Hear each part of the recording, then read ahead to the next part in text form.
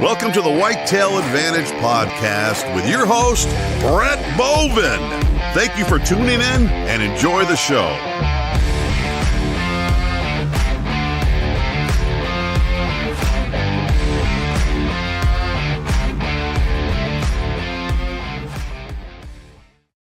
What is up, everyone?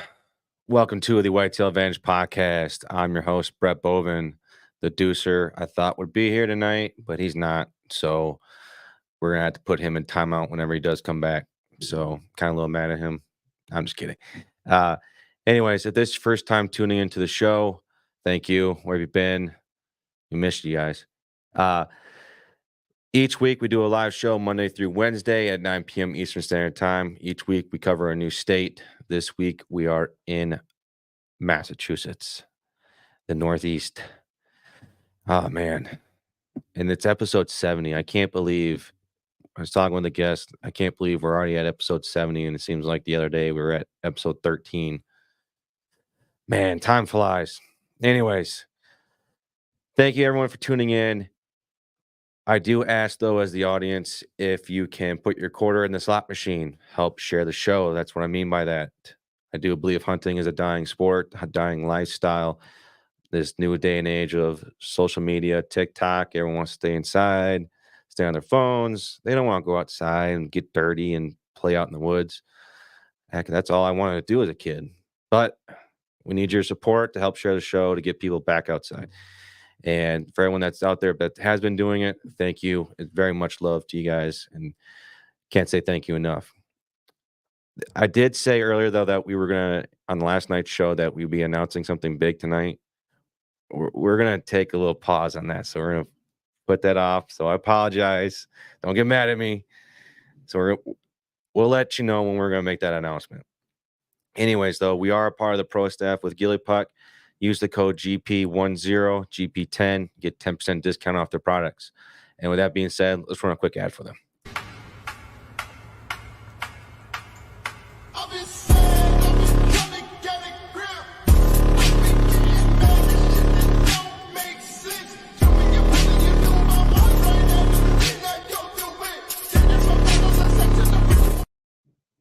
Again, use the code GP10, GP10, and get 10% discount.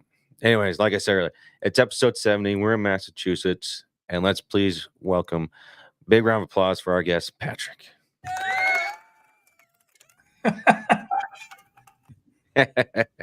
That's my first round of applause I've ever had, man. Thanks for that. Oh, no problem, brother. I'm glad I could be your first. So Ghillie Puck, his name is Nate, right? Yeah. Yeah, Nate Grand Champ. Yeah, so I met him a couple years ago. I was putting on an archery event for the Air Force called the U.S. Air Force Archery Games. And it was a new concept on 3D archery, and he actually won. He's the first and only champion of the U.S. Archery Games. So he's a great dude, and hopefully he'll come to Huntstock at some point. But it's funny because I was just working on a proposal for the Air Force today. I sent it out, so I rewatched the games that we did a few years ago, and saw that he won. So that's cool that he's a sponsor, man. He's a great guy. Yeah, man. I was so excited. I saw that opportunity. I was like, I instantly messaged him. He goes, "Yep, just fill out this form," and bam. I was like, oh man, I'm excited. It's a cool product, man. I love innovation, and he innovated something new. I like it. Oh yeah. Anyways, Patrick, for anyone that doesn't know you, can you give a little background about yourself? Yeah, sure. Grew up in Vermont. Been hunting since I was 8 or 9 years old. Out of our family deer camp in Vermont, big deer camp culture. Absolutely love the deer camp culture. The whole tradition in the Northeast is based around deer camp cultures. So I grew up hunting my whole life there in no other states. And then I moved to Massachusetts in 2010, but I didn't start hunting Massachusetts until 2019, and moved out to the suburbs of Boston in 2019. And that forced me to, settling down, having a family and kids and stuff like that. I'm like, well, maybe I don't need to be driving 4 hours back to deer camp in Vermont every weekend to go hunting. I better start looking around here and see if there's any hunting opportunities. So really just explored around my house and around the suburbs of Boston, and realized, holy shit, there's a lot of deer around here, and they seem to be a lot bigger than what's at my Vermont deer camp. So I've just been figuring out the suburbs ever since, and I started my podcast, the Hunt Suburbia podcast, basically to document that journey, all the way from my I think it was my second full year hunting around here and figuring it out. That's when I started the podcast. So people who've been listening all along got to, see me go from a Vermont, big woods deer camp, exclusively deer camp hunter, to, a suburban bow hunter.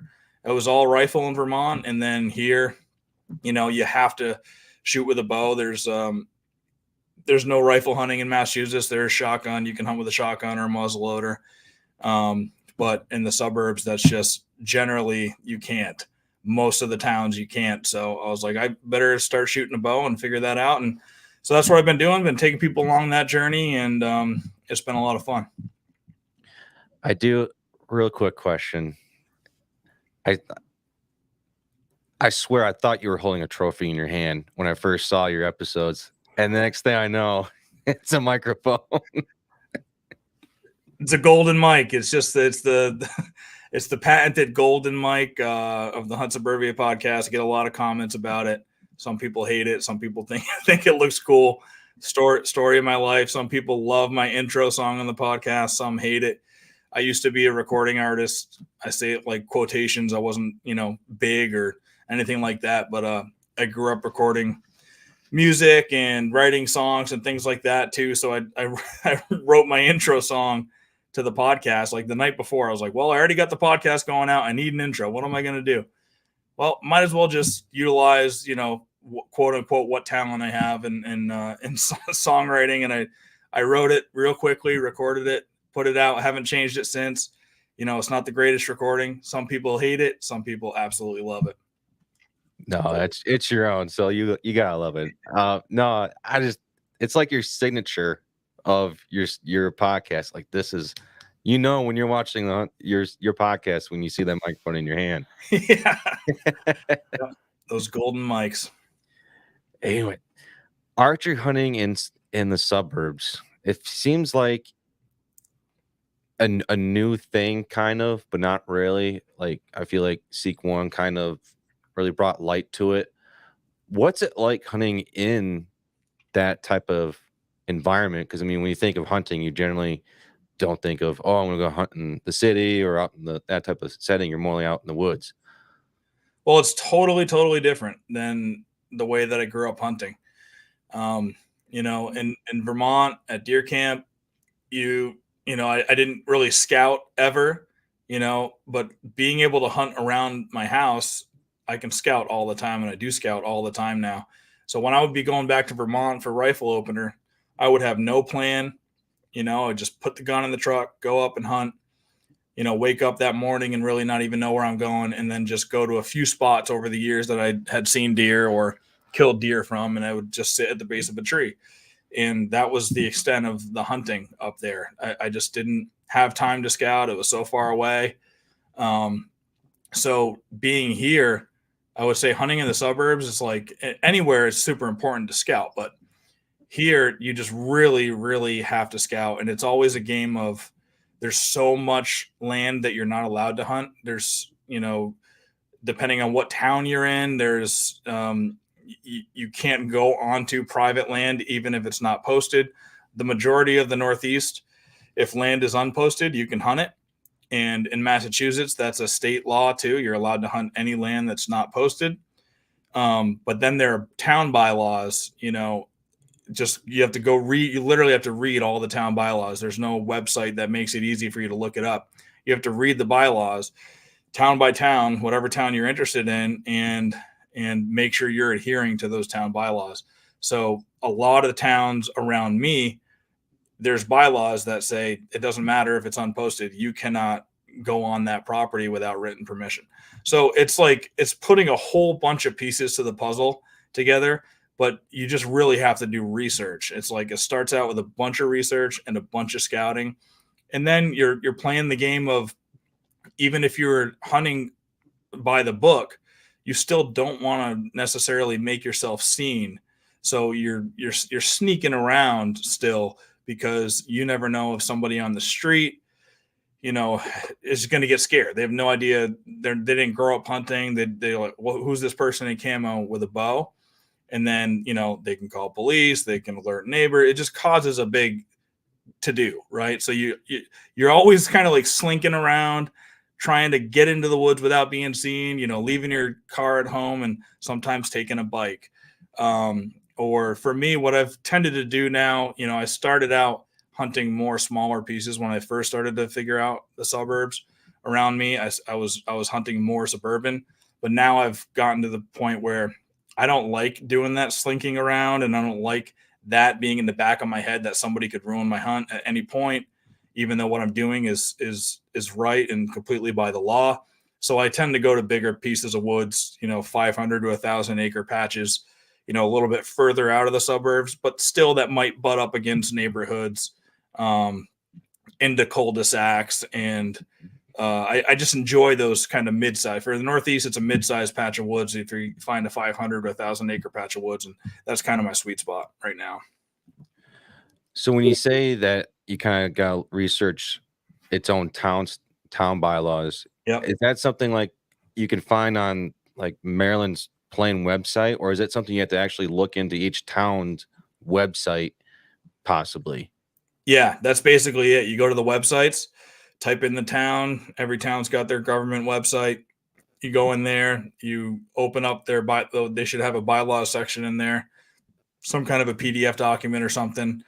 And then you literally read through it. But every town is structured differently. Sometimes the bylaw will be under like a conservation section. Sometimes it'll be under like a land use section. So you just kind of got to go through. You can use Control F and search, for certain things. A lot of towns have no discharge laws too. So you can't even if you had permission from somebody, you can't discharge a weapon, and then there's other towns where there's no discharge unless you get permission from the landowner. So it's just a whole bunch of hoops you got to go through, but it honestly doesn't take that long. If you really want to get out and hunt and you can be rewarded, there's really good deer in the suburbs because hunting opportunity is so hard. You can get rewarded pretty quickly just by doing a couple of days research, right? And reading, who cares? Read some bylaws, and then open up your Onyx or whatever you use and start to put in a strategy. How am I going to get into this piece that is huntable?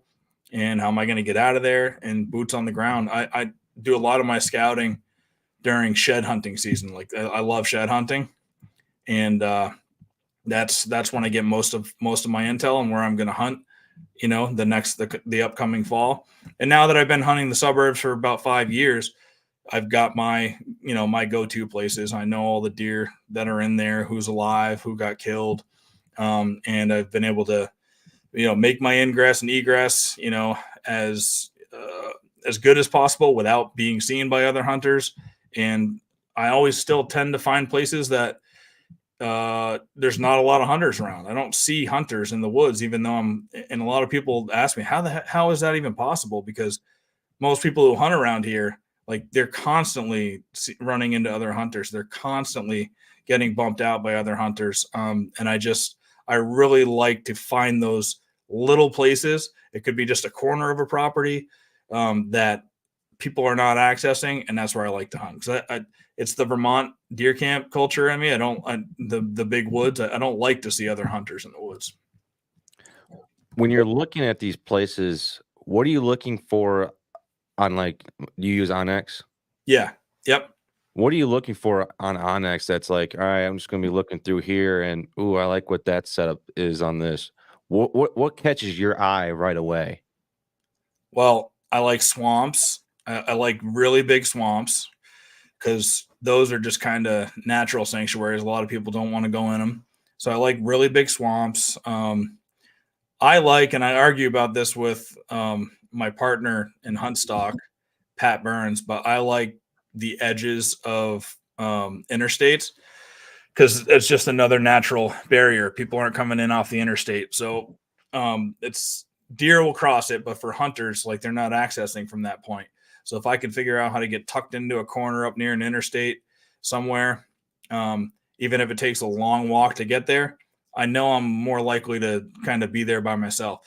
My partner, Pat, in hunt stock, he avoids interstates because he just thinks deer are going to be less mature there because they're getting hit by, they have way more chance of getting hit by cars. So just the overall population of, mature bucks in that area is going to be lower. And he likes, real big bucks. I like to kill bucks like that. And he likes to kill, 160s and 170s. So he's only hunting in those places. And he thinks that around the interstates, those are fewer and farther between. And I'm assuming you've had a lot of success in those places then. Oh yeah. Yep. I've just been doing what I find success in, and I'm not trying to kill monster bucks. A mature buck, for being a Vermont hunter growing up, you don't see bucks like that hardly ever. And those aren't here. Those aren't everywhere here. Those bucks were the biggest bucks in the patches of woods that I was hunting, or one of the top, 3 in that area. And I just want to kill a mature buck. I like killing a mature buck. I'll take a 120, 125 inch deer all day. Hunting next to an interstate, I'm not saying I agree with your partner there, but his thought process behind it, I can see, because Totally. you wouldn't necessarily think, all right, I'm going to go hunt next to an interstate because, yeah, they're going to freaking die. So that's my thought of it first before I start talking to you here. Yeah. Well, it totally makes sense. But I mean, I see big deer. Yeah. And there is big. I mean, interstates cover the entire state and their edges. So, they cover the whole country and their edges. And typically, there's not a bunch of houses right up against the interstate. They usually have a good chunks of woods on each side of them. And if you can, there are some places in Massachusetts where people will park on the side of highways. There's certain cultures in certain towns with the police forces where they like, hey, if you just put a blaze orange hat, everybody, all the cops around here know that you're a hunter and they let you do it. I haven't hunted in any of those places. So I try to find a back way in to be able to, work my way up closer to the interstate where I know there's not going to be a lot of hunters. Yeah, that would be, but I could see though, I could see where a big deer might want to hang out there because no one's going to want to go near that area. I feel like an average hunter wouldn't consider even think of hunting there. So me as a deer, I was like, I want to go over there because nobody's over there ever. Yeah. Yep. That's definitely part of it. I mean, how many deer do you see on the side of the interstates? I mean, it's an edge. There's not big trees all the way up to the interstate. They're out there feeding all the time. Mm. And yeah, definitely you're going to, the interstate's going to take a few here and there. But you don't see giant bucks getting hit as much as the younger bucks. I think if a buck grows up there and he can get to be 4 or 5 years old next to an interstate, he's probably not going to get hit by a truck.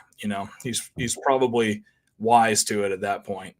Well, yeah, I haven't, the biggest deer I've ever seen from a road, I was getting off an interstate, one of those deals where you're getting off of one and getting on another. And it's just it's a big circle. It's a transition into another interstate. Yeah.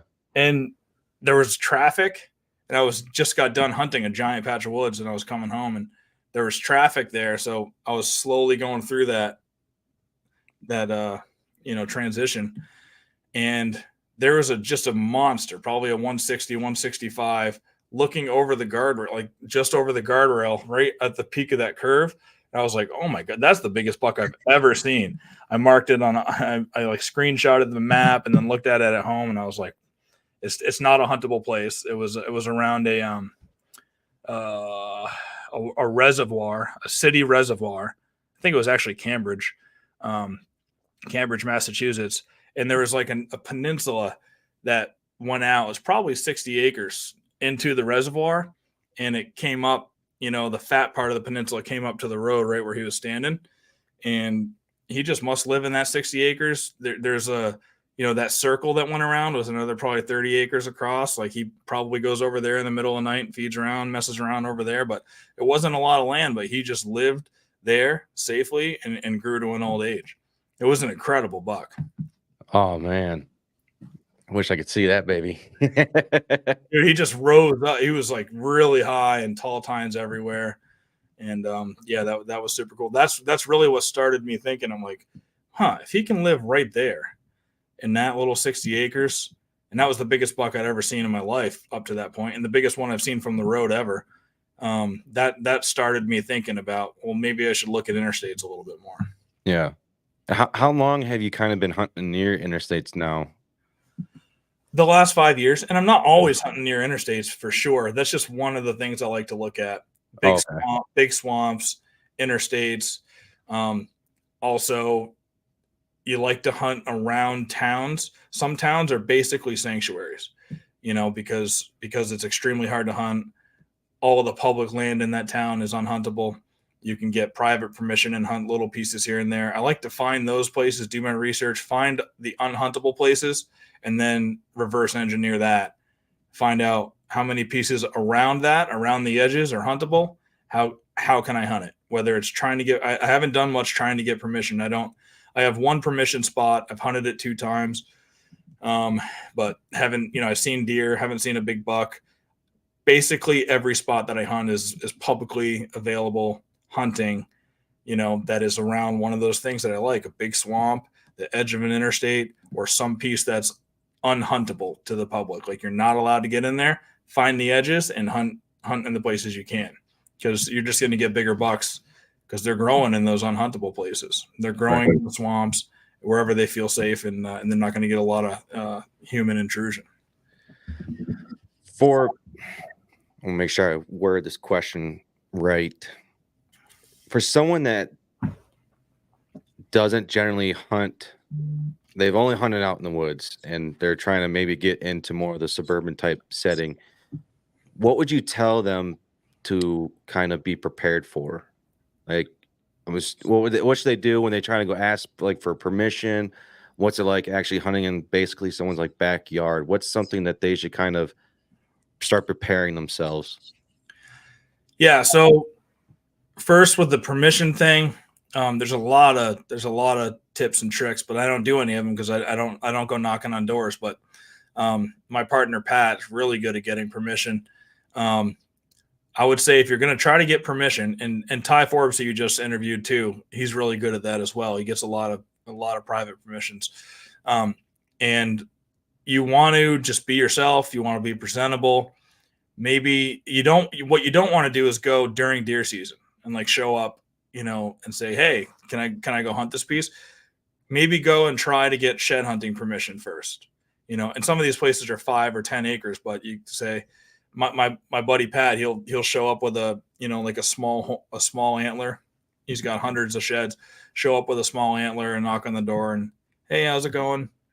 I don't even know if you're aware that this is a hobby, but I like to go around and find, deer antlers. They fall off most people don't even know that deer shed, right? So you have a positive interaction with somebody. You educate them a little bit on deer. You present yourself well. And if you're not asking to hunt and go in there and kill an animal, which that's like on the scale of intrusion for somebody who you just met, going to kill an animal on their property is like a 10. But if you're going to pick up just an antler, you say, hey, I'd just like to go check it today. Would you mind?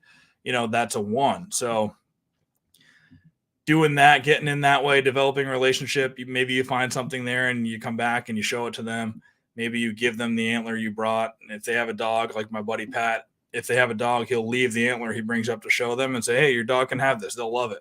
And you start building relationships that way. And then eventually maybe that leads to, yeah, by the way, if you want to hunt it, you can. Or you pop the question, later on once you've developed a good relationship with the landowner. So those are a couple tips. I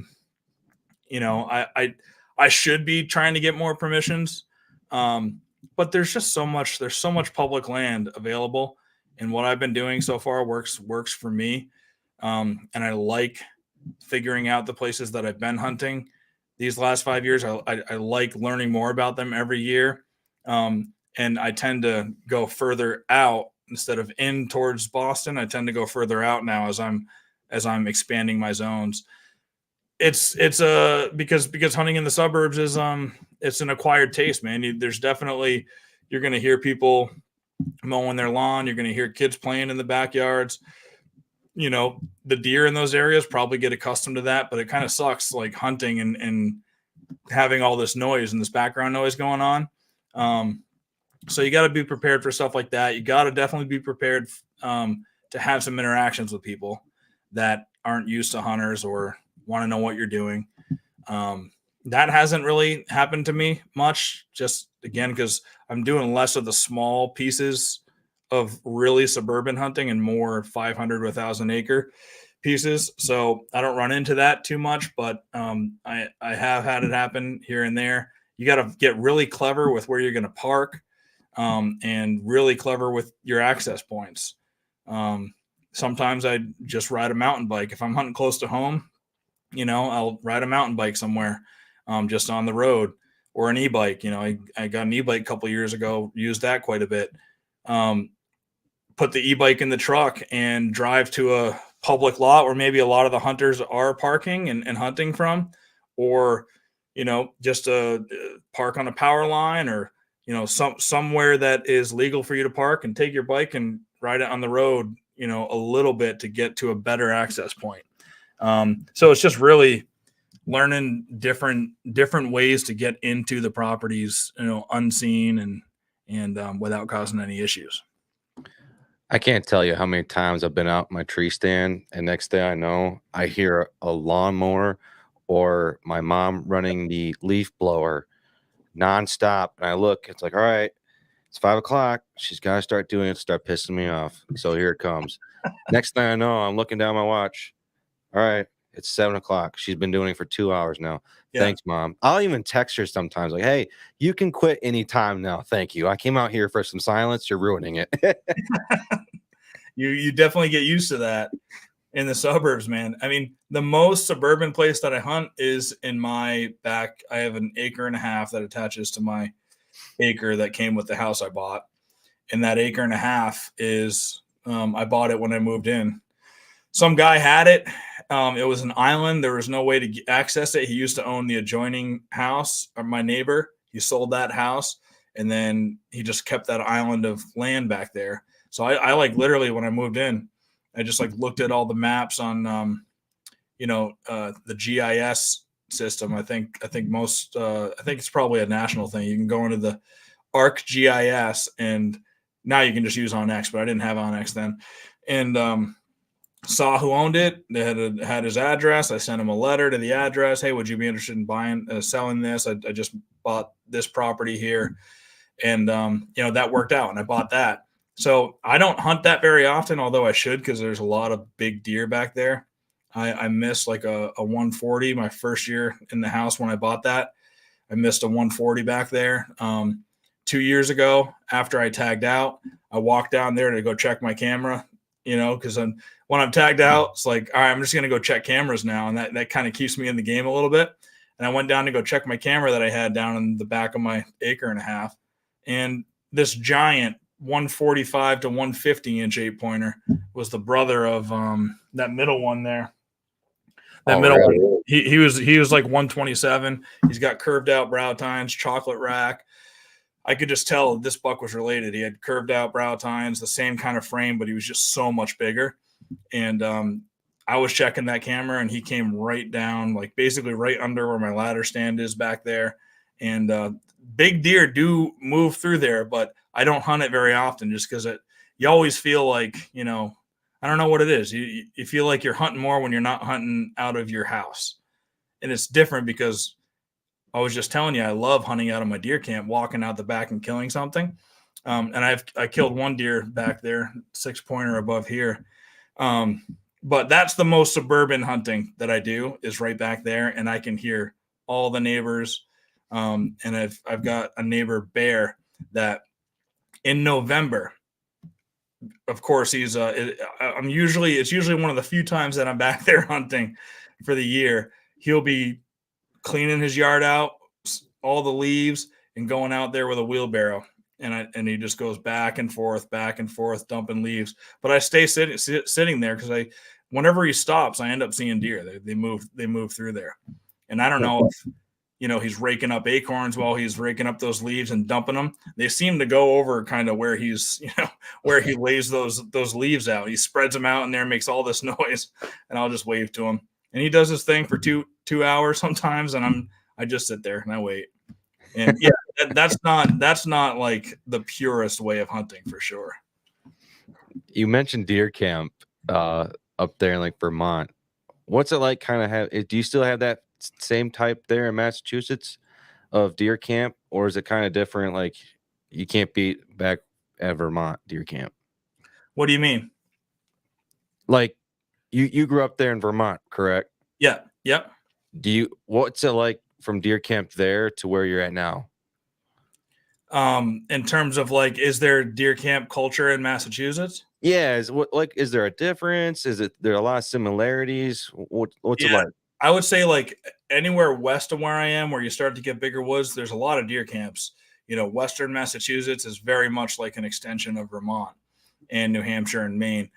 But Vermont, New Hampshire, Maine, Western Massachusetts, and I'm sure there's, good deer camp culture in Rhode Island and some of these other places up here too. But the deer camp culture is strong here. That's where most people learn to hunt. That's how most people get into hunting, is through the tradition of a deer camp. Their dad taught them, or their grandfather, or their uncle, and you belong to a camp, and every camp's got its own different traditions. And it's really like, I look forward to going back there, even though, the deer hunting, quote unquote, isn't as good, but the company and the tradition and the history in the deer camp, that's going to keep me going back there until the day that I die. But I don't think there's deer camps, east of 495 in Massachusetts. Really, there might be a couple, but it's just Suburbia city now, east of 495. Once you get out into the Western Mass, it's a deer camp culture, just like any other kind of northern hunting camp. Yeah. I know Michigan, November 15th, deer camp. Everyone's taking. It's like a weird non-holiday. Everyone's taking that day off. They're all going up north or going somewhere for a deer camp, and everyone's just getting together for a nice week and hanging out and going hunting. And it's an awesome feeling to see. And my deer camp, I don't really leave home. Our deer camp, we just have it stay here. Yeah. But I hear all the stories of everyone just kind of going up in the UP, and that's where I've always wanted to go, is have a deer camp up in the UP. Yeah. Yeah, there's a great deer camp culture up there too. It's just like you can't really beat it. I tried to build this place to look like a deer camp, so that, because I'm in a city right now, and I just wanted to get as close to like a deer camp vibe as I could. The Vermont deer camp, our Vermont camp, was, my grandfather built it with his buddies, and they weren't like, contractors or anything. They just roughed it up, and it's been standing there since, I believe, 1954. It's not finished really. You have no running water. There's no TVs in there. It's just, you got electricity. That's it. You bring your own water. We bring water in these old military, these big drums. That's the water for when we're out there. You chop wood, in May every year, chop and stack wood outside on the porch on camp, let it dry over the summer. That's your heat for the whole season. There's an outhouse, and there's 10 bunks in it. And there's nothing better than going up there and kind of leaving all of course, now we got our cell phones with us and stuff, but you go out there and you leave the technology behind. You don't have TV. You turn on a radio from 1950 that's still there. That's got a hanger, sticking out of the top as an antenna. And you listen to classic rock, you play cards, you tell stories, you drink well, you eat well, and it's just super fun. It wasn't deer camp, but we went up to the UP. Quick little side story. For New Year's at my buddy's cabin up there, and it looked just kind of like your place right there, of woods, and he had a bunch of stacked piles of cut up wood already on the outside. Yeah, we had running, like there was a stream kind of running through, so that's how we got our water. And it was nice because you barely got one bar, and so there's no signal service there at all. And we were able to get like one little hotspot so we watched some of the football games. But outside of that, we just sat around, drank some couple beers, and we ate like gods. It was amazing. My buddy, he's a really good cook. He loves to cook, and he made 5-star meals every night that we were up there. And we just sat around, hung out, and told stories all day. Yeah, I mean, it takes you back to, the simpler times. We still eat the same. One of the cool traditions at our camp is we eat the same meal since the camp started. The same Saturday night tradition. It's literally the same meal. The recipes are passed down, and it's simple, but it's every single Saturday. It's the same one. So that's like, you look forward to that. It tastes the same way it did when I first started going there. And the meal is you just start off with a salad, just regular spring salad with tomatoes and onions, feta cheese, Italian dressing. That's the salad. That's your first thing.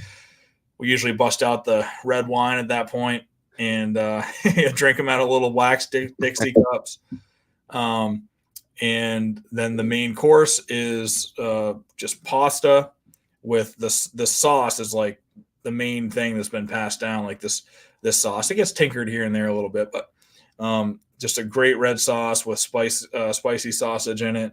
We have venison backstrap every single Saturday. Sometimes, it might be a hindquarter, not a backstrap or something. We get really good venison and garlic bread, and that's it. That's the meal. It's been that way since the 1950s, and it's my favorite thing to eat in the whole world is that meal. My favorite meal is getting backstraps with bacon around it. Oh yeah, you can't go wrong with that. No, that's delicious. I could eat. I remember this one time, my dad he made I think it was like 2 pounds of deer venison, and 1 pound of it was just for myself, and everyone else got the other pound. Because we made like a giant plate of nachos. So it's all right, you get this giant plate, and everyone else gets this other whole plate themselves. I was like, well, you're gonna help me eat this whole thing. I'm eating the whole thing. Yeah, dude. There's so many ways you can cook venison, which is cool, and I love cooking it a bunch of different ways. But I love the fact that meal at deer camp just hasn't changed. It's the same thing. That's awesome. And you guys play a lot of cards? We used to. We haven't played as much cards in recent years, but when my grandfather started it, it was a card playing camp. Somebody lost their car in a card game at one point. They were big drinkers at camp too. Where we drink some wine and beer every once in a while, but they had the table was full of liquor bottles. They smoked in camp way back in the day, smoked cigars. They played cards all the time, and people lost a lot of money, I guess. I was never around for that, but I just hear the stories. So when we kind of revamped the card playing at camp, it was nickels and dimes only. It was a quarter. The dealer put a quarter in, dealer's choice. Play whatever game you want, but the dealer put a quarter in, and then the maximum bet was 5 cents on anything, and it could be raised only up to a dime. So the worst you're going to do is you might lose $10, and if you play a long night, you might lose $10, and no one was doing it for money. It was just playing cards. Yeah, we play a quarter poker. So the max is like $2, and whoever's deal it is, because they get to call the game, and so that's what we get. And then everyone plays euchre. I swear, I'm 30 years old now. I didn't know how to play euchre till last year. I don't know how to play it. See, okay, I'm not the only one. No. And they said here from Michigan, if you don't know how to play euchre, you're not a real Michigander. So I was like, awesome. Is that the game with no face cards or with all face cards, or? No, you play with a 52 card deck. You got left and right bower of the jack, and then you got king, queen, 10, 9, 8, and you have the fives as your counting cards. Yeah. And so whatever calls suit is Yeah. No, we never played euchre. I always felt ashamed. I was like, man, I really don't know how to play euchre. And I finally learned last year. My buddy taught me how to play. And I was like, all right, I can say I know how to play some card games. I don't think it's a Northeastern game because I'm pretty sure I would have come across it at some point and learned it. But I don't know anybody who's played euchre. None of my buddies ever did, and definitely didn't happen at our camp. So it's probably just not a Northeastern. It's funny. Little pockets of the country will have their own traditions, even down to their card games. Yeah. And well, do you know the game Smear? I've heard of Smear, but I probably played it once or twice, but I wouldn't remember how to play it. It's basically like a weird version of Smear. So, anyways, that was a rabbit hole. That was fun. I could go talk about cards though for a while. Anyways, you mentioned something earlier though about hunting on property that even if it's not posted, you can still hunt on it. Can you break that down one more time? That's just another big Northeastern tradition.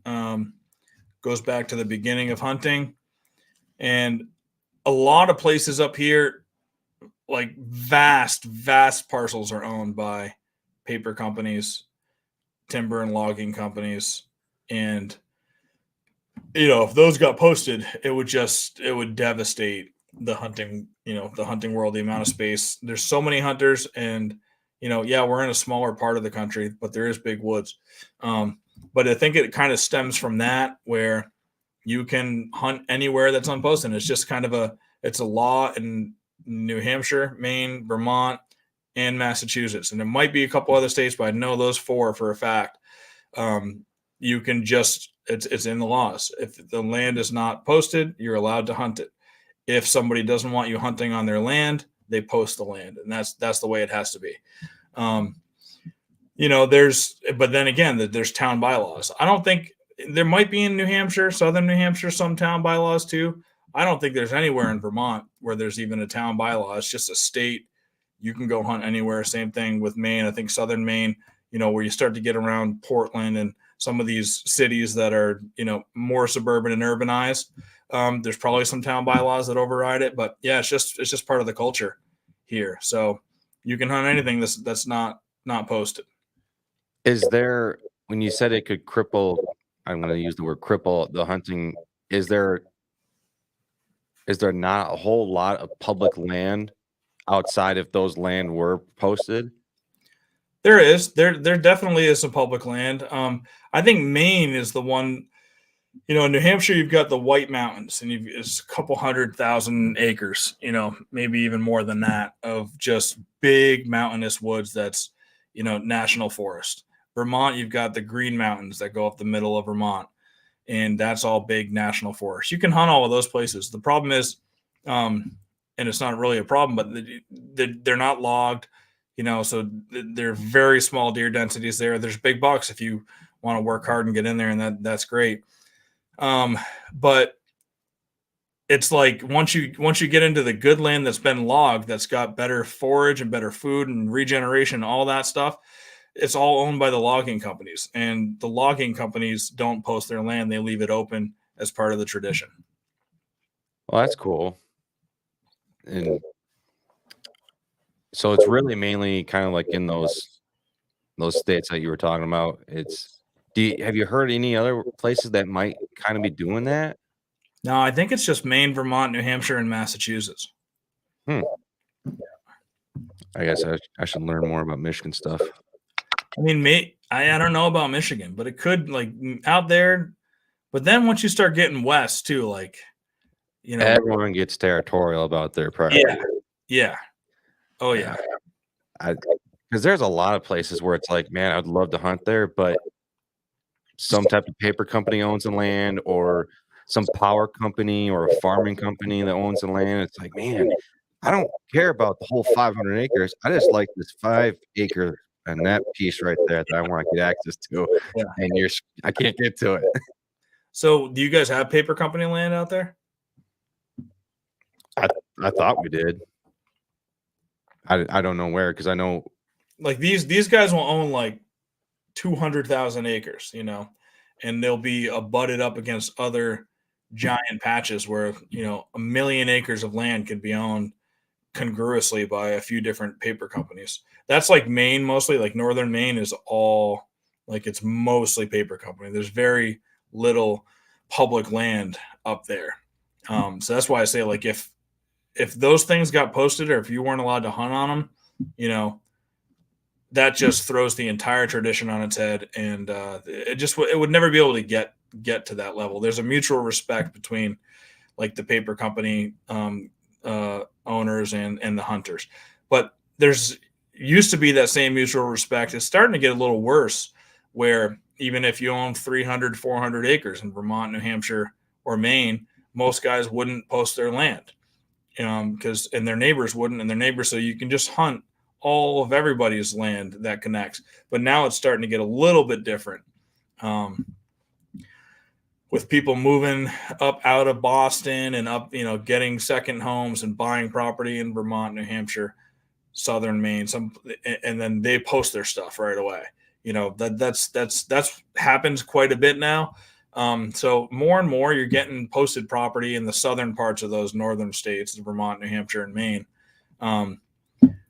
But there's still quite a bit of that paper company, you know, basically publicly accessible private land in all of the states here. So is it mainly, do you see the main reason of why a lot of people are posting, I wouldn't say a lot of people, but more people are posting the land is because they're hunters and they just don't want people on their land anymore? Yeah, some people do that. Yeah, for sure. For sure some of that's happening. But also it might be just some rich person in Boston that wants 200 acres in New Hampshire next to a ski mountain, and they go up there and they just are against hunting and they don't want anybody on the land and they post it. So, I mean, it's a little bit of both. Oh, you mentioned earlier that you're looking at more for these 500 to 1,000 acre places. How are you breaking those down from that big of an area online to these smaller places for someone that may be looking at it and they don't want to get overwhelmed? Well, I'm generally just scouting it either in late season when there's snow. Like I like to, when it snows, and it's few and far between now, but when it snows here, I like to go to a new patch of woods and just still hunt my way through. You can't really track down here. I'd love to do some tracking, but you don't really, you know, we just don't have the right size woods to effectively do that where I'm at, kind of the center part of the state. But I like to go to a place where I can move around a little bit. And just 2 years ago, I was tagged out on bucks, and I went in muzzleloader hunting with some buddies, and I had a doe tag, and I just basically, they both wanted to hunt bucks. I basically said, well, if there's snow on the ground, I'm going to walk this. It was a big public piece. And I learned so much just by walking around that day, just following tracks, getting into where they're feeding, where they're bedding, looking at where there's, you know, nice big oak stands. And I just basically turned on my Onyx, used the tracker feature, and followed deer trails and just walked back and forth, just slowly still hunting my way through the woods, and found a place that I marked. You know, I jumped a buck, first of all. So I marked it, jumped a buck here. Then I came onto a bedding knob that had like 8 or 9 beds. It was just a pile of does bedded in there. So I was like, "Ooh, this is nice." And I just saw where the deer were utilizing this big ridge that I was basically still hunting. And where I got to, you know, some crosses of some trails, just marked on there, you know, possible stand location, check back, you know, next year, go come back in, shed hunt, whatever. I ended up going in there, shed hunting, didn't find any sheds, but when there was no snow on the ground, now that I knew a place to go check, just because I learned from the snow, there was rubs, there was all the scrapes you could see like just tons of acorns, you know, and old acorns, but you could tell, oh man, this is a great, you know, oak ridge here. Started picking out kind of a tree stand. And then I went in May, June, started setting up cameras, putting mineral out. You can put mineral out here, and you have to remove it from the woods 15 days before the season opens. But you can feed during the summer. So I like to put mineral out in the spring just to give the does some extra nutrition before they give birth. Ideally you'd do it in January if you got your shit together. Go out and put mineral out there while they've got some gestation period left, and give them better nutrition for the babies. But I generally just don't get around to it until May, June, and the bucks will lick it all year. And so by going out to that big patch of woods, a new one in the snow, it led me to go in there and start scouting that place. And there was just a monster buck on that thing all summer in that area. So I just now that's one of my spots. Last year that spot sucked. There were no acorns in there. It was pretty barren. But that year when I was scouting it, there were mature bucks in that area all over the place. So basically just get boots on the ground. If you have snow, utilize it. If it's raining too, if it's downpouring, raining, or it's a steady rain all day and windy, that's when I like to go to a bigger patch too. Like I'll reserve the smaller suburban, couple 100-acre things that I kind of learned and I know. I'll use those for bow and setting up, in the saddle or whatever. But when it rains, I like to get on the ground and move and use that as a day to go scout too. So just walk around and learn and use the tools you got at your disposal. Use OnX if you have it. Keep really good track of everything. Like you can't have enough data. You can do it in your head.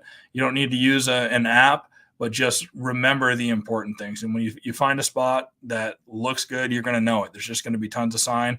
And then go back there a different time of year, and then go back a couple months later and just keep your eye on it and see how that piece of woods develops. And then you'll start to get year over year historical knowledge too. Like it was so hot that first year I hunted it, I saw so many mature bucks from there. I had 150-inch buck, that was on that camera all summer.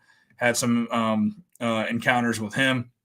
And then, I thought that spot's going to be hot again the year after that. And it was just dead. So just knowing like the cycles of when the acorns are dropping, there's going to be bad years. But keep all of that stuff and either in your OnX or whatever you're using for software or in your head. I might have missed it because my headphones kind of like glitched there. You said the rain that you're moving out there. Why exactly are you going out there in the rain? I love the rain. The rain's another thing that keeps people out of the woods. It's just like a swamp. It's just like the edge of a interstate.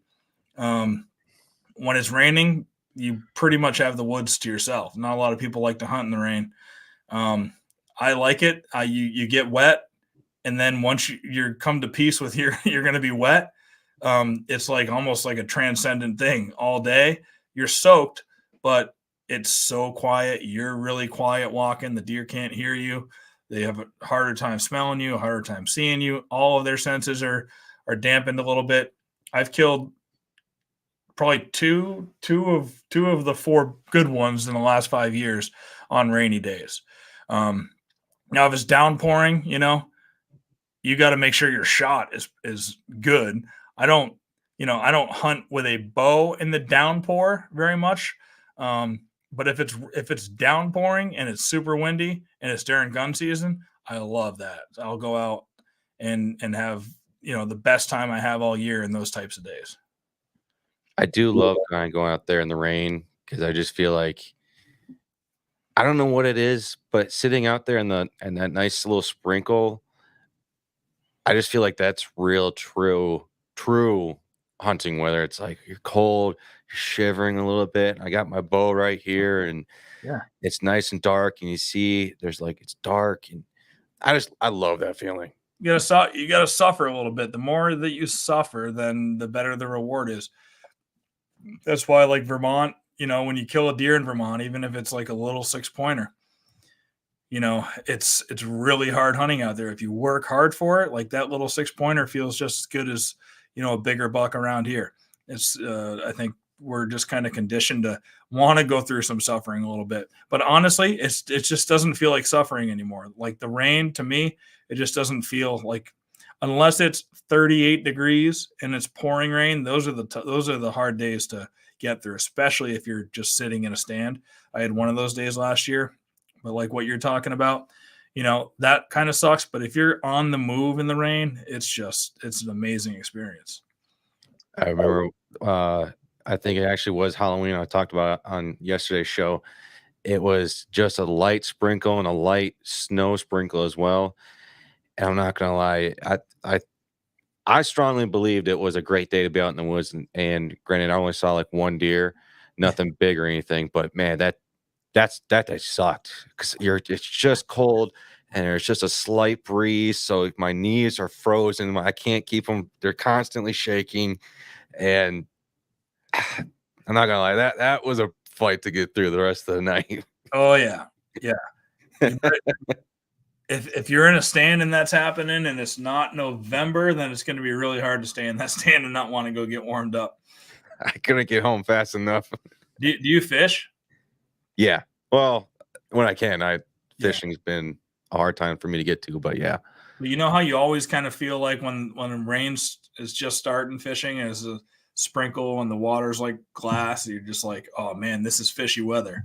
Yeah. I'm going to catch the fish are going to turn on and start biting here. That's how I feel when it starts to rain for hunting. Yeah. Yeah. My buddy, he's a huge fisherman and he goes out on those days when it's nice like that. And he's told me those stories and I was like, you got to take me out there on those type of days, man. Why didn't you text me? Anyways, Patrick, I don't want to take up too much of your time. We're getting close for the night. Was there a story or a topic that you get to share or we would talk about? We can tell the story real quick of that buck here with my buck from last year. Because there was a lot that went into that year's hunting as basically an overarching just there's some struggles of last year. And I did a film on it on my YouTube page, the Hunt Suburbia. Just type in Hunt Suburbia on YouTube. And I actually took the most time I've ever done editing a film. All my other hunting videos just kind of thrown together, but I took a lot of time to edit this one. And basically last year was the first year since I started bow hunting and made that transition from like big woods, Vermont deer camp to suburban bow hunter. It was the first year that I didn't release an arrow the entire year on a deer. And I passed a lot. I passed probably 30 bucks. I saw, I don't know, 60 bucks or something in the season. I saw a lot of deer. I had action all the time, but I was being picky. I was holding out for a couple of really big deer that just never, gave me any opportunity. So I passed a ton of deer. I had a really awesome bow season, but I didn't release an arrow. I never even drew back on a deer. So then gun season came around, and after hunting hard for that whole bow season, which all of October and boy, when this gun season starts, basically end in November. So basically hunting hard, 60 days with a bow, then gun season starts. And that's when, again, I abandoned all those areas I was hunting bow season, and I have a gun in my hand now. I want to get some bigger woods and stretch my legs out a little bit. So I went western part of the state, west from here, but not western part of the state, to a bigger patch. That same place that I was just telling you about, they had the 150 that I scouted in the snow a few years ago, and I found that place. I went over there, and opening day, another thing I'm not used to because I don't see hunters really during bow season, but opening day, I'm sitting on top of this spot that I wanted to get to, and all these hunters start moving through. So there's a lot of hunters going to this public piece on opening day. There's a lot of, drivers and stuff in Massachusetts, guys who only hunt shotgun season and they just do drive. So there was a lot of that going on that day, forced me to get up, still hunt around a little bit. And I got to this place. I still hunted for like 2 hours. I was just trying to stay away from the people that I could see their blaze orange everywhere. I get all the way to the backside of the property, and I'm actually kind of beat and going up the steep hill. I'm just taking my time. And at that point, I get halfway up the hill and I see a broadside deer, and it was a doe. I didn't know it was a doe. It was just a big bodied deer, 3/4 of the way up the ridge, maybe 70, 80 yards away from me. She's looking right at me. I freeze, mid-step, and I stay in that freeze mid-step, leg bent, because I'm afraid to move an inch because I know if I move, she's locked onto me. If I move out of the being frozen, she's going to take off. So I was frozen there. Picked up my muzzle loader, used this one little tree that I had for cover, tiny tree, but picked up the muzzle loader behind that, just to scope it, see what it was, and looked out, and sure enough, it's a doe. But she's locked into my direction, and I'm like, well, it's still the rut, and I need to stay in this frozen position. I don't want to move because there could be a buck with her. And I'm looking behind her up on top of the ridge. Eventually, I see there's some movement up there. I didn't know what it was, just saw some movement. Picked up my rifle. It's like tines. There's five on each side, I'm just seeing like a few inches of it because the buck was over the crest of the ridge down the other side, like down a little bit. So Okay. only the tips of his tines are moving around. So now I know she's there. I know I absolutely am not moving. And now that I know there's a buck behind her, I am not moving from this position. And after 8 minutes of being in that position, she blew. And when she blew, in my head, I'm like, all right, something's going to happen here. Hopefully she keeps going the way she was, because then she'd cross right in front of me the way she's pointed, and that buck will follow her. When she blew, the buck crested the hill, and all I could just see from his neck up, like his chest up, throat patch, and he was like super wide. And it's like seeing a red stag or something cresting a hill in like New Zealand. It's what it felt like. He obviously wasn't that big. He was probably 140-inch 10-pointer, wide, old, but he was wide. And she blew again, and when she blew again, he snapped his head over like at where she was, and I was like, well, this is now or never. I was going to wait to see if he came over to get a broadside shot, but when he snapped his head like that after the second blew, I just put it right in the middle of his neck and shot, and toppled him over. I didn't see it though, as muzzleloader smoke. I was just like, well, I'm a good shot. I was like, I had to have hit him. I just don't know what happened. And being in bow hunting mode, and it being the first day of gun season, and me not being that much of a gun hunter anymore, I was just rusty, and I should have immediately snapped into reloading my muzzleloader, but I didn't. I in the moment, I was like, I took out my phone because I'm an idiot YouTuber. I'm like, oh, I'm just filming myself talking about what just happened, and that was just a dumb move, and I should have reloaded immediately. And as I'm talking to my phone, the deer gets up. Well, it starts flopping. And now I see, oh, it did. It fell on this side of the ridge. There it is. And I'm like, all right, cool. It's in its death flop. Still didn't start reloading. Then it gets up and starts pushing itself across the ridge, front shoulders. Yeah, everything looks paralyzed in the front. He's just pushing him with his hind legs. Perfect broadside shots if I was reloaded. And I could have been reloaded, 3 times over by the time he got up and started doing that. Then I go into reload mode again, rusty, and I end up flubbing the reload. The powder poured out of my barrel. After it was in there, I realized I was reaching around for my primers. Oh shit! What pocket's it in? Put the gun between my legs so I could free up a hand and have 2 to search for the primers. And the gun just like tipped down, barrel down, and all the powder came out. So I had to reload again. Took me forever. That deer like died 3 times in front of me, laid down, was still, flopped around, got up, pushed himself across, back and forth. And I just never got a shot on him again. When I finally got reloaded, I lifted up after putting the primer, and I lifted up, and he was slowly walking over the hill. And I just saw the tips of those tines again, just going down the other side. Never ended up getting that deer. Looked for him. There were tons of blood. I ended up getting pictures of him texted to me from somebody else a few days later with a hole in his neck, but he was fine. He was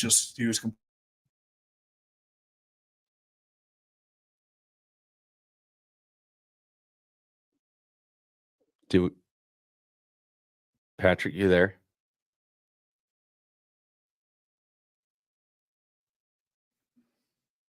Hey, Deucer, is it just me? Or did he freeze?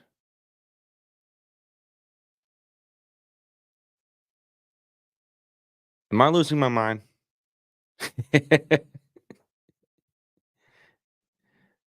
I think we lost Patrick there. Yeah, I think we lost Patrick there. Yo, you there? There he is. Okay, I swear I was like losing my mind for a second. I don't know what happened there. The last part that we heard was that you got a text picture of him from a neighbor with a hole in his neck. Yeah, and he was fine. So I felt better. I was kicking myself for a little while, but once I found out that he was okay, I was happy about it. Not happy, but I was like, all right, cool. At least he didn't just die somewhere and I never recovered him. And I could try to kill him next year now if I want to. But it was 2 days after that I was going on this hunt with like two of my really good buddies. I've been hunting solo the whole year. Bow hunting is a very solo pursuit, especially like when you're in the suburbs. It's not like that deer hunting culture. You're kind of on your own. Hunting solo the whole year. And finally I'm going to hunt with some friends. And I ended up, it's a special 2-day hunt in this place that normally, it's not open to hunting all season. They open it for a couple of days. They get 200 hunters to go in there. It's 4,000, 5,000 acres, but there's 200 people who are going in to hunt for 2 days in this special area. There's some good deer in there. First day, I didn't know what to expect. Never hunted out there before. First day we go in. I couldn't get away from people. There were just people everywhere. I went to the deepest part of the most secluded section of woods from Onyx. That was my plan. Get into the deepest place. I'll be away from people. I saw people everywhere. So all I did that first day was just slowly move around and run into people. I saw some deer. There was, some nice bucks got shot that first day, but I just didn't have a great day. I never felt like I was in the zone or had a chance, just doing too much moving. And I was just excited to, all my other buddies, they brought stands. I was just going back to my Vermont roots and I was going to sit at the base of a tree and then move around. Well, I couldn't wait to get a stand. And it's a weird thing for me to hunt out of a stand with a gun. It's just not, it seems weird. To me, that's always been bow season. And when I have a gun, I'm on the ground, but I brought my stand in the next day. Half the hunters, don't come back for the second day. And I was like, no matter what, I'm just going to go to this spot. I'm sitting all day. Like I'm just sitting. There's going to still be people moving around. I'm going to sit in a nice funnel. So I scouted a funnel on Onyx. And it was hard to get to. There was some real crazy kind of terrain to get down. Like I knew that, again, that would deter most people from going there. I just hoped when I got there, it was going to look, it was going to be an actual good funnel and Onyx was going to be true. Because sometimes you get somewhere and it's like a little bit, it doesn't look like what you imagine it to. So I get there. I got, I don't know, a half hour before legal shooting light. I get to the stand. I get all set up, climb up my climber. And I go to put my primer in my muzzleloader because the muzzleloader is already loaded. You wait till you get in your stand, then you put your primer in. I'm reaching around, dude. My tube of primers is gone, and I'm like, oh my god! I dropped my primer tube somewhere on the way in on this crazy terrain, and I had no primers. I was like, I'm not even going to be able to hunt this second day. So I'm just feeling like, like just an idiot again. So all those bad feelings from a few days earlier were coming back. And I was just like, I texted my buddies. I'm like, nobody's got primers with them, do they? Nope, they didn't. They're like, you might be able to go to a Walmart an hour away or something. I'm just like, dude, this is crazy. So I get down from the tree and leave all my stuff there and just start booking it back. In my head, I was like, my best bet is that I lost it near the car or I left it in the truck somewhere or something. Not that I dropped it on the way in. If I did, I'm never going to find that in the woods. So just get to the truck as fast as I can. So I was sprinting through the woods and sweating up a storm. And I get out to the road where my car's parked. There's a bunch of headlamps there. Everybody there is waiting. Their hunting party is waiting to go into the woods until it gets light. And they see, chaos, just me sprinting out of the woods in this headlamp. And they were just looking at me like, what is going on? And I go up to them and I ask them if anybody had any primers. Oh, I lost my primers. I'm an idiot. I dropped my tube. Does anybody have any primers? They're like, no, we don't. We're all shotgun hunters. And then one guy was like, "Hey, are you Pat Guyette, Hunt Suburbia podcast?" I'm like, "Yeah, dude, that's me." He's like, "Oh man, I'm a big fan." I'm like, "Yeah." I'm like, "Dude, I would love to stay and talk with you." And I was like, "Dude, look, I'm an idiot. I'm not like this great hunter, dude. I'm sprinting out of the woods, going to find my primers, but I got to get to my truck." It was just hilarious that some dude was like, just saw me in that state of panic. And I get back to my truck, and I go to the passenger side door where I opened and got dressed, and nothing in the truck. I look outside, I turn a few leaves over. It was under the leaves. So I got this freaking tube of gold now. It's like, I'm so happy, so excited. Put it in my pocket, zip the shit up, run in the woods as fast as I can, back to my stand. And I get there literally with like 30 seconds before illegal light. So I still got in there even before illegal shooting. Definitely blew any more like, early morning opportunities. But I got in there, I sat down, and I was like, all right, I'm sitting all day. I'm just sitting. And he came by chasing two does, grunting up a storm, busted out of these little jack furs at about 1 o'clock. These doe came out first that he was pushing. He came out full grunt. I got it all on film. It was nice. And shot him. Basically, he was just walking. Shot him and ended up getting him. It was just an awesome day. The highs and lows. Like, I didn't even think I was going to be hunting that day because I lost all my primers. I was kicking myself. And then I sat there all day, and it just worked out. So that was more luck than anything because I hadn't scouted that place at all. But I at least did, use OnX, want to get into a funnel, stick to a game plan, and it ended up working out. That's awesome, man. But it's awesome to hear that you didn't let a small little, excuse my French, fuck up kind of ruin your hunt. You kind of just stayed focused. All right, I got to fix the problem and let's get to it. And you just kind of went into game mode and trying to get it done. And that's awesome that you were able to stay in that mindset and to close a story on that deer with that buck. And did you ever find out about that other deer? If anybody shot him or nobody shot him. And the craziest part, I didn't even tell you about it. It was that buck that was in the 150s the 2 years before when I was in there. And when the first really nice buck I saw in that patch, it was him. And then the year after I hunted him that year, I had one encounter with him. He was so smart that he stayed like just over a ridge too, where I could just see his head. Like, he knew where I was. When the one encounter I had with him years ago, he was just, he slowly came in because I had rattled. And 3 other bucks from the area came down and were fighting near me. Like, the rattle like kind of spurred them on, and they were fighting. And I was like, dude, if they're around, because he was hanging out with them. I'm like, if they're around, he's here somewhere. Where is he? They didn't pay any attention to me rattling. It just got them all hyped up. But then I look over and I finally see the monster buck coming in, and he was on to me. And he was only 35 yards from me, but gave me zero shot. He was walking behind brush. He was staying over the hump. All I could see were his antlers. And then he stood behind a massive pine tree for a long time. 30 minutes he stood there while those other bucks were off, messing around with each other. He just stood behind this huge tree, and I would see like a tine or a main beam every once in a while. And I was like, dude, that's a smart deer. He walked away with that pine tree between us. And I never saw him again after that. Like, that whole season, he was gone. He was out of there. He knew he was on to me. And wherever he went, I didn't know. But the next year, I was like, oh, no problem. Put the mineral back out. He'll be back in there. I didn't see him. Cameras all over those woods. Didn't see him. I thought he was dead. I just had no idea. I thought he was one of those bucks that just vanished. And then it turned out that the buck that I shot in the neck was him, just 2 years older and on the downhill. He's like an 11-year-old buck. And it's just so that killed me even more when I found out that it was like that buck that I had lost for years. And I had a chance at him and just blew it. But he's alive, and he'll be 12 this year probably, and he's going to be smaller. But I would love to go in there and finish that deal with him. right?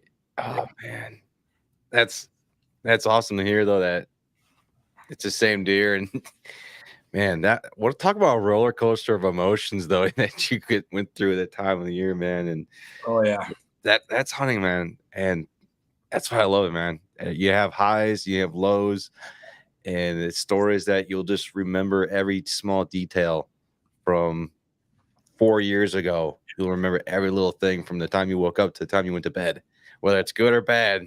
It's good.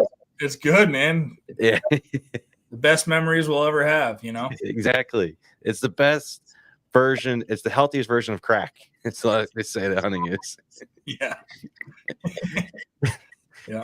Anyways, Patrick, again, thank you. If there's a way for anyone to get in contact you, how can they get in contact you? You find me on Instagram at Hunt Suburbia, YouTube at Hunt Suburbia, Huntstock. It's the hunting show that I put on too. You can go to huntstockevents.com, check out what Huntstock's all about. And email me too if you want to send me an email, huntsuburbia@gmail.com. And I get back to everybody. So shoot me a message. For anyone that doesn't know, can you give a quick little what Huntstock is and what do you do there? Yeah, Huntstock is just basically, it's like we're putting the fun back into hunting expos. We do basically everything the opposite of what a traditional indoor hunting expo that takes place in a convention hall. We're doing everything the opposite of what they do. We do it in the summertime. We're outdoors on a farm, family-owned farms who are hunters themselves. You feel like family when you show up. All of our sponsors and exhibitors are hunting based. We have a policy against, we're not going to sell booths to a non-hunting related sponsor. So literally when you show up, you're just surrounded by hunters and people who love hunting. It's a 3-day celebration of the Northeast hunting tradition. We've got all the, podcasters, YouTubers, legends of the hunting industry from the Northeast. They all congregate there for 3 days. We're recording live podcasts. Like we got 3 different stages that we do seminars on. So we kind of built it like a music festival, Huntstock, Woodstock, it's the Woodstock Music Festival, 1969 for hunters is the idea. We drink, we eat good food. We've got live music at night. We give away $30,000 in door prizes. We got 3D archery. It's just a big old, fun 3-day party for hunters. Got a lot of family and kid oriented stuff too. But it's definitely, it's a show unlike anything else. And, we're in our 3rd year now. We got 1 in New York, 1 in Massachusetts, and, we might go out to the Midwest at some point, but we're sticking to the Northeast for the next couple of years anyway. Well, you got to get out here to Michigan then, or otherwise I'm going to have to come out there to Massachusetts for the Whitetail Advantage. Yeah, dude, come on up. Like, come up, pop up a booth, record some podcasts, man. It's it'll be a lot of fun. A lot of good networking opportunities too. Oh, heck yeah. I'll definitely be in touch with you. If someone wants to get a booth, how can they, is there like a deadline or submission form or anything like that? We can always figure it out deadline wise. Like we've got enough space that even if it's the week of the show and you want to do something, we can figure it out. But just email me at huntsuburbia, huntsuburia@gmail.com. And there's a whole bunch of info at huntstockevents.com as well. But if you're a podcaster or a YouTube page, you get free exhibitor boosts. But people who want to, if you're a hunting brand and you want to sponsor Huntstock, reach out to me. We can work out those details. But for anybody like you just come set up a free 10x10. Make your booth look a little bit nice and, have fun. We just tell people to take pride in your booths, because at those shows, that are inside convention centers and kind of feel a little bit stale. A lot of it is because, some people just have a couple of folding tables and some brochures and they sit down in a chair behind it. And we just ask all of our exhibitors, like, put some pride into your booth, have something exciting to talk about or something to teach somebody or something to give away, but add value to the festival area. And that really, with everybody buying into that, and then all 80, 90 exhibitors all have dope booths, then the event, that's what makes the event, like, it's just a crazy energy level there, man. And it's, I think that's part of it. Oh man. Now I want a booth out there. I'm like, all right, I'm going to make sure we're the dang best party out there, man. It's fun. It's a lot of fun. Well, Patrick, thank you again for coming on the show, for taking time on your family to come talk with us about Massachusetts and your hunting style. I greatly appreciate it, man. I'm sure everyone else that's listening very much appreciates it, and they learn a lot from tonight's show. I'll definitely be in touch with you just to talk on a personal level and to talk about hunt stock, because now I'm really interested in getting out there. Absolutely. Thank you very much for having me, Brad. It's been a pleasure, man. All right, bro. I'll talk to you later, Patrick. Yeah. Take care. Yeah. Oh, man. I definitely want to get a booth now in Massachusetts. Got it in now. We're going to be the best booth probably out there. Not probably. We will. Anyways, thank you, everyone, for tuning into tonight's show, episode 70. It was May 21st, a Tuesday. Make sure to go check us out at our website at whitetailadvantage.com. A lot of things are moving and flowing on there as well. Like I said, we were going to make an announcement of our big thing that we've been working on, but we're going to talk to the producer and we're going to wait just a little bit longer. Hopefully by the end of this week, we'll have the answer that we're looking for and we'll be able to let everyone know. And once we do, I'll make sure to let everyone out there know what's happening here in Whitetail Advantage. But with that being said, again, I ask everyone as the listener, the audience, please put your core in the slot machine and help share the show. Can't do it without your support, and everyone out there is supporting the show and loving the show. We very much appreciate it. I know we were a couple subscribers away from 100. So what do you think we should do once we hit 100 subscribers? Let us know, because right now we're kind of just feeling it out. Anyways, make sure to go to gillypuck.com and use the code GP10, GP10, and check us out at our website, whitetailadvantage.com. With that being said, we look forward to tomorrow's show. And producer, let's take us down, man.